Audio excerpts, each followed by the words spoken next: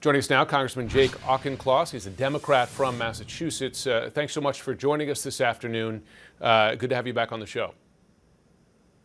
Thanks, Jim, for having me. I want to ask you a lot certainly about China, given your position on the China Committee, Israel, but I do want to begin, given the issuing of this bipartisan report on George Santos. Should he be expelled from the House? Yes, and I'll vote to do so. And that'll be a change for me because I previously voted against expelling George Santos because he had not yet received due process. And I thought it was important to establish and maintain that precedent in the House. Now, with this issuance of the House Ethics Committee report, he has been tried by a jury of his peers. They have issued the report. The chairman and the ranking member have already indicated that they are going to be voting to expel him based on the evidence therein. And I'll be voting to expel him as well.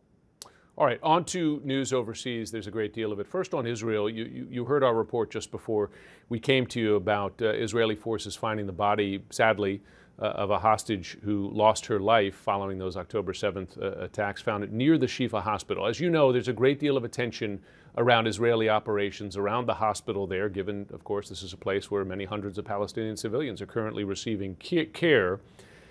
It says it has found evidence that it was being used for military purposes. They showed some weapons that they found there. Is it incumbent on Israel to prove their claims that Hamas was operating from al-Shifa, given the operations around there and, frankly, the danger that those operations pose to civilians?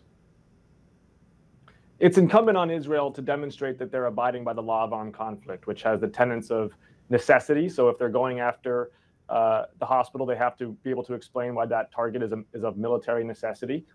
Distinction, they have to be able to demonstrate that they are doing their utmost to distinguish between combatants and non-combatants, which of course is fiendishly difficult when Hamas is intentionally camouflaging itself amongst non-combatants.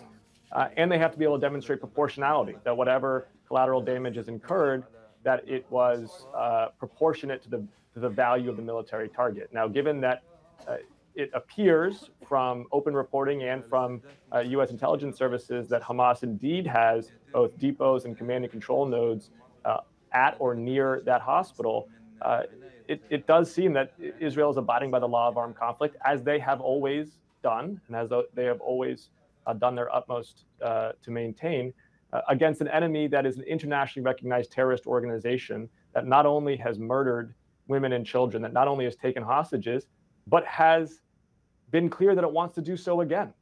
And this really underscores why there can be no ceasefire against Hamas until it is destroyed. No ceasefire. I mean, because yes, Israel certainly takes far greater precautions than anything Hamas. Hamas deliberately kills civilians. That said, we've seen the enormous civilian death toll in Gaza. Most of them civilians. The U.S. has said that it finds figures north of 11,000 to be accurate based on the information that it has. Given that death toll, does that indicate to you that Israel is doing enough to avoid civilian casualties, given the legal obligations to do so? Every civilian death is a tragedy, Israeli and Palestinian. It indicates to me that Hamas should be under even greater pressure to, one, abide by the law of armed conflict by ceasing to use Palestinians as human shields and by releasing the hostages.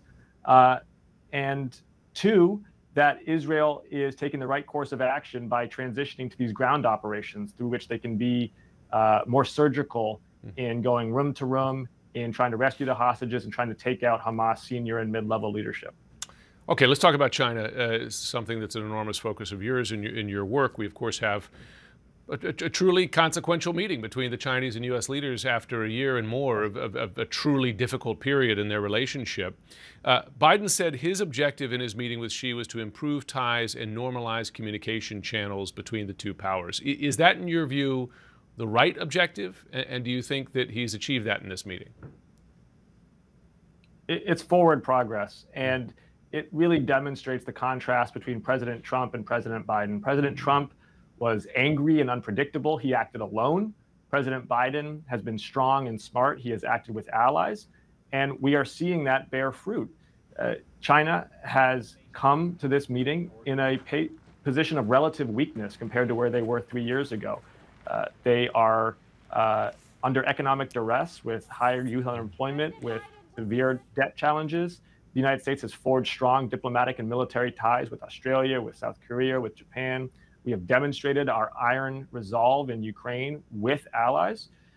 And because of all of that, Xi Jinping has come here chastened. And we have seen now a commitment to cooperation, particularly on fentanyl. Now, China should not get the benefit of the doubt on that because they've made commitments previously that they have reneged upon.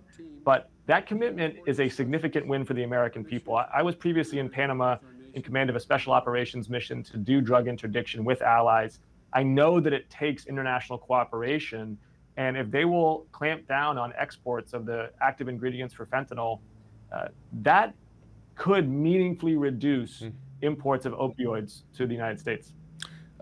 There's a lot of questions and differences, frankly. If you look at Chinese state-run media, they've been lavishing praise on these meetings and even publishing positive pieces on the U.S., which stand in stark contrast to the kind of coverage we saw of the U.S. If you go back to the balloon incident, there was talk of war in some of those party editorials.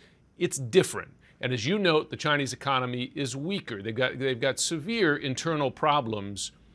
Is it your view that Xi's leadership is under threat and that helps explain why you're seeing, for instance, Chinese propaganda that's sort of playing up this visit and making or attempting to make the Chinese leader look good as he comes to the U.S.? There's no indication that there is any imminent threat to his position at the helm of the CCP, but there is every indication that there is widespread and deep domestic dissatisfaction with his rule, as there should be. More than a quarter of Chinese youth can't get a job. Local mayors, after having to execute the disastrous zero COVID policy, are now suffering from massive debt shortfalls. And because of the one-child policy, China is facing this inverted pyramid that is a long-term threat to its economic well-being. They have real challenges there, and tethering themselves to Russian and Iranian foreign policy is no antidote to those challenges. So what you are seeing is a weakened China coming to the United States, and President Biden firmly and deliberately using that leverage to extract real wins for the American people. It's not a silver bullet. It's not all solved in a day, but it is forward progress from a position of strength. The White House has declined to confirm whether Biden discussed Iran with Xi Jinping. They have broadly encouraged China to use its communication channels with Iran, with Russia, and other circumstances to de-escalate. Is this a key part of that conversation? And can China help contain the war in the Middle East? Well, no one's calling Beijing for shuttle diplomacy in the Middle East. It's an indication that America is still the indispensable nation. But China does have a role to play in upholding peace, not just in the Middle East, but in Europe as well. Number one, they can stop importing Iranian oil, which they have increased over the last several years and has put money in the coffers of the Iranian Revolutionary Guard, which then goes to Hamas. They can also stop supplying Russia with materiel and with support to their military-industrial complex. Both those things would be good global governance that would indicate that China was getting more serious about its obligations. We'll be watching closely. Congressman Auchincloss, thanks so much for coming on today. Good to be with you.